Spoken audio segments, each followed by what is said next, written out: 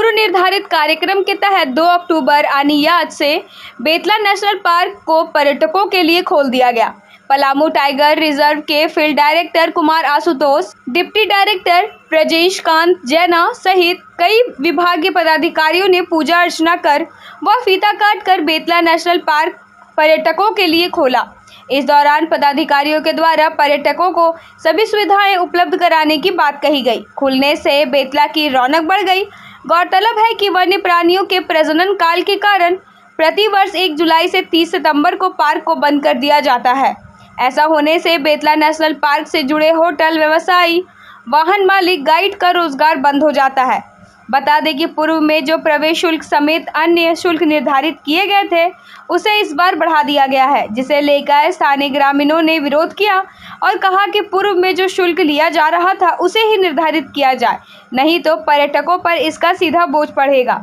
वह इको विकास समिति का गठन करने की बात की गई। आज खुला है। हम लोग जितने भी लोकल एएनएम दीदीज हैं और हमारे आसपास के जितने बच्चियां हैं जो कस्तूरबा स्कूल में पढ़ रही हैं, हम लोगों ने सोचा कि उन्हीं के द्वारा उद्घाटन किया जाए। बहुत सारे पर्यटक आज इकट्ठे हुए थे और पार्क में भी गए हैं।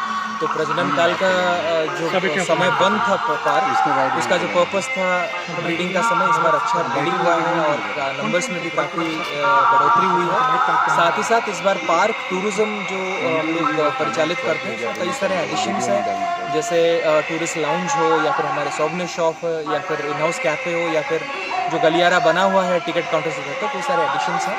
तो लोग मुझे उम्मीद है कि इससे लोगों को फ़ायदा भी होगा।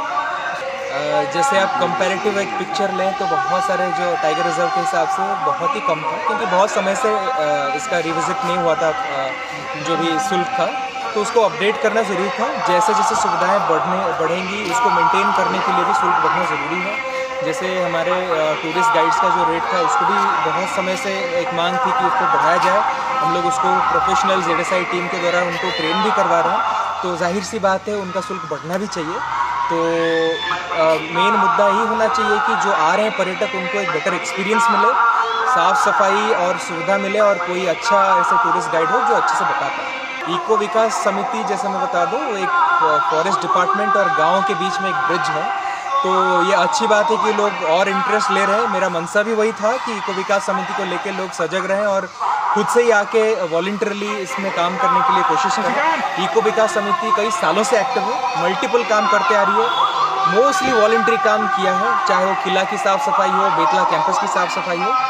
बाकी इको विकास समिति का डिटेल्ड रूल है जिसमें वो कैसे परिचालित होता है, इसमें कैसे लोग चयनित होते हैं, उसी के तर्ज पे किया जाएगा। जो मांग कर रहे हैं उसमें कोई नाजायज़ मांग नहीं है, तो जो रूल के हिसाब से है वैसे किया जाएगा। मैं चाहता हूँ लोग, गाँव के लोग इसमें बढ़ चढ़ के हिस्सा लें। इससे पार्क के अंदर नया चीज़ तो कुछ अलग से नहीं है, नज़रिया बदलना होगा कि इस बार हम लोग जो टूरिस्ट गाइड्स को ट्रेन किए हैं, बिल्कुल वो नज़रिया के ऊपर है कि केवल बड़े जानवर नहीं, पूरे जंगल को एज इन टोटल हम लोग बायोडाइवर्सिटी को अप्रिशिएट करें। एक पैच में कीट पतंग से लेकर के तितली से लेकर के बड़े जानवर सबों को अगर हम अप्रिशिएट करने लगे तो हम इकोसिस्टम और बायोडाइवर्सिटी के महत्व समझ। मुझे लगता है कि जिला प्रशासन के द्वारा सुरक्षा का जो व्यवस्था है वो काफ़ी बेहतर कर लिया गया है। आज पर्यटक जो जगह पे पहले कभी जाने के लिए सोच भी नहीं रहे थे, वो जाने के लिए अभी तैयार है। चाहे वो नेत्रहाट से लेकर बरवाड़ी तक हर जगह जा सकते हैं। पार्क के कैंपस में हमारे होमगार्ड जवान के साथ साथ हमारे EDC की टीम, हमारे ट्रैकर्स सारे तैनात हैं।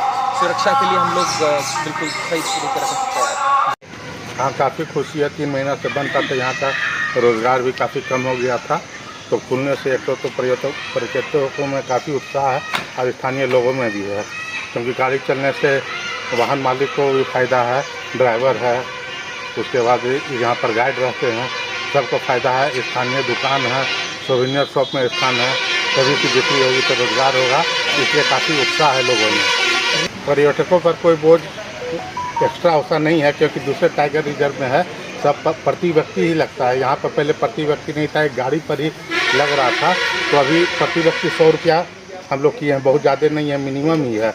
दूसरे टाइगर रिजर्व में बहुत ज़्यादा ही है, लेकिन हम लोग बहुत ही कम में कर रहे हैं। पहले क्या था कि 300 रुपया लगता था, लेकिन एक गाड़ी में कम से कम अब फिक्स हो गया है, तो 6 आदमी कम से कम रखेंगे, नहीं तो पहले 8-10 आदमी भी बैठा लेते थे। तो पर्यटकों को भी लगता था कि बहुत ज़्यादा बैठा दिया जा रहा है। लेकिन अब जैसे 100 रुपये व्यक्ति है तो अब ज़्यादा 7-8 भी बैठाएंगे तो पैसा उसको लगेगा, तो इसीलिए बहुत ज़्यादा अब नहीं बैठा पाएंगे। अब पहले तो कि ठीक था 300, उसमें मान लिया कि चाहेंगे तो 7, 8, 9 भी बैठा सकते थे और उसमें बैठाते भी थे।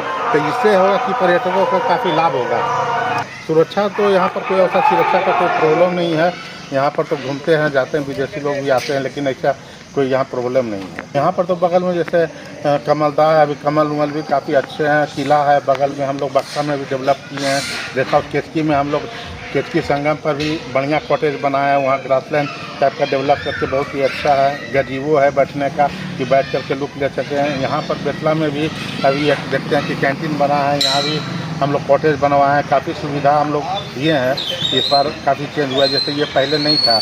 कैफेटेरिया यहाँ पर आते थे तो चाय पानी पीने के लिए लोगों को बहुत ज़्यादा सुविधा नहीं थी, नाश्ता पानी को यहाँ पर कैंपस में भी हम लोग दिए हैं कैफेटेरिया। तो ये भी अभी 1-2 दिन में चालू हो जाएगा, तो सब लोगों को ये फ़ायदा होगा। रुकने के लिए भी नया कॉटेज बनाया है और जो कि काफ़ी अच्छा है। यहाँ भी है, केतकी में भी है और नेतरहाट में 3 जगह हम लोग 8-8 रूम बनाए, 24 रूम बनाया है टोटल। पर एक संदेश देना चाहिए, आइए उत्साह से भर के देखिए। यहाँ पर वाइल्ड लाइफ तो काफ़ी दिखते हैं, अंदर जाते हैं तो हिरन है, बाइसन है, हाथी है, मोर है और चिड़ियाँ भी बहुत तरह का है। और यहाँ पर तो रेगुलर यहाँ पर टाइगर का मूवमेंट भी हो रहा है बेतला में। लिपर्ड भी 10-12 के संख्या में यहाँ बेतला में है, तो ये है घूमेंगे। और सिर्फ यही कहना चाहते कि यहाँ पर जैसे जो गेट के पास बंदर है तो उसको कोई खाने पीने का चीज़ नहीं दे, जैसे चिप्स कुरकुरे दे देते हैं, तो इन लोग का तो हैबिट चेंज हो जाता है। तो इन लोग को वो नहीं करे और पार्क में प्लास्टिक का चीज़ नहीं ले जाए, यही उन लोग से अनुरोध है।